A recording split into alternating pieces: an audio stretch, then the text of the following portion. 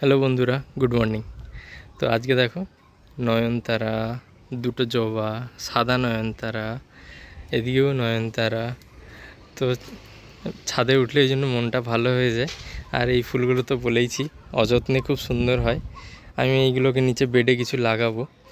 আর এই যে এটা হাইড্রেনজিয়া, গতবারে নিয়ে এসেছিলাম নার্সারি থেকে। ফুলগুলো ফোটা শুরু হয়ে গেছে, খুব সুন্দর লাগে দেখতে। নিচেও এই যে ফুল ফুটবে, এগুলো পরে কিছুদিন পর। আর যেই গাছগুলো দেখাবো বলে আজকে ভিডিওটা করা, আমি ছাদ বাগানে ফার্স্ট গাছ লাগিয়েছি। তো কিছু কোকোপিট ছিল, গ্রো ব্যাগে রাখা ছিল, তো সেগুলোই আমি এখানে দিয়ে দিয়েছি। তো দিয়ে আমি প্রথম কী গাছ লাগিয়েছি বেডে তোমাদেরকে দেখাই। এতদিন তো টবেই গাছ ছিল, বেডে ফার্স্ট গাছ লাগালাম। তো এই যে দেখে বুঝতে পেরে গেছো, এটা অ্যালোভেরা গাছ।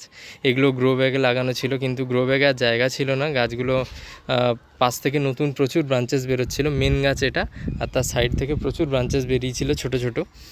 এখানে টোটাল 3টে গাছ আছে।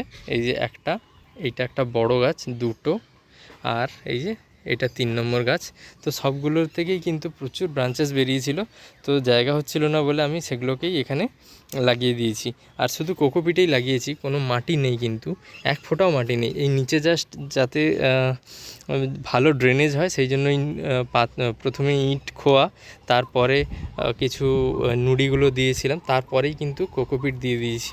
আর শুধু কোকোপিট দিয়েছি, এতে কোনো সার দিইনি, কারণ এই গাছগুলো এমনিতেই প্রচুর বেড়ে যায় সহজে, তো সেই জন্য দিয়েছি। আর অ্যালোভেরা গাছের তো কি গুণাগুণ আছে সেটা আর আমাকে নতুন করে বলতে হবে না, তোমরা সবাই জানো। সেটা বাজারের কসমেটিক্স হোক বা বাড়িতে ছোটোখাটো ফার্স্ট এডের কাজে লাগুক, অ্যালোভেরার কোনো জুড়ি মেলা ভার। প্রচুর উপকার, কোনো পোড়া জায়গায় লাগালে সঙ্গে সঙ্গে আরাম পাওয়া যায়। আর এছাড়াও মুখে মাখা যায়, এমনি খাওয়া যায় সকালে। তো অ্যালোভেরা গাছের তো আমি গুণাগুণ বলে শেষ করতে পারবো না। তো তোমরাও অ্যালোভেরা গাছ লাগিও। আর এই অ্যালোভেরা গাছ খুব সহজে হয়ে যায়। আমি তো মাটিতে লাগাইনি, শুধু কোকোপিটেই লাগিয়েছি, তাতেও দেখছো তো কত ব্রাঞ্চেস বেরিয়েছে, ছোট ছোট প্রচুর গাছ হয়েছে। এই গাছগুলোকে, এই যে যেমন ছোটো গাছ যখন বেরোয়, এগুলোকে তুলে সাইডে লাগিয়ে দিলে সেখানে আবার পুরো পরে এইরকম বড় বড় গাছ হয়ে যাবে। আমার মনে হয় অ্যালোভেরা গাছ মাটির থেকে কোকোপিটে লাগালেই অনেক সুবিধে, কারণ অ্যালোভেরা গাছে একদম ঝুরঝুরে মাটি লাগে, তার সঙ্গে বালি মেশানো থাকলে ভালো। তো এই কম্বিনেশানের মাটি যদি না পাওয়া যায়, তাহলে ছাদ বাগানের ক্ষেত্রে আমার তো মনে হয় সবথেকে ভালোই কোকোপিট। আর কোকোপিটের লাগালে গাছগুলো সহজে বেড়ে যায়, কারণ কোকোপিট একদম ঝুরঝুরে হয়, একদম নরম হয়।